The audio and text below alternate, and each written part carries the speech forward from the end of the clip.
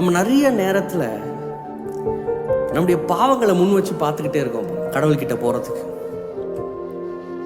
ஆனால் அவர் தன்னுடைய குமாரனை முன்வைத்து நம்மை பார்க்கிறார். நான் திருப்பி அதை சொல்கிறேன்.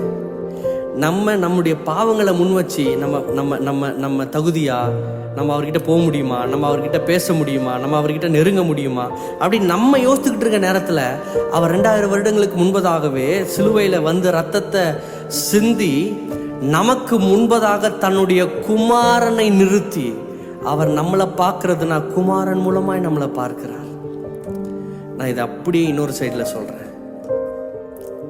கடைசி ராத்திரியிலே சீஷர்கள் சுத்தி சூழ இருக்க தன்னுடைய வஸ்திரங்களை கலற்றி இடுப்பில் கச்சையை கட்டி கொண்டு, சீஷர்கள் யாரு, எப்படிப்பட்டவங்க எல்லாமே அவருக்கு தெரியும் பாருங்க.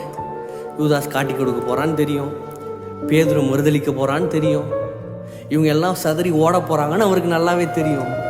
ஆனா அந்த சூழ்நிலைமையில இறங்கி காலை கழுவி தொடச்சி அவருடைய அன்பை வெளிப்படுத்துகிறார். இங்க அவர் சொல்றாரு, இவ்வளவாய் அன்பு கூர்ந்தாலே. இங்க நம்ம பார்க்கிறது எவ்வளவாய் அன்பு கூர்ந்தார்.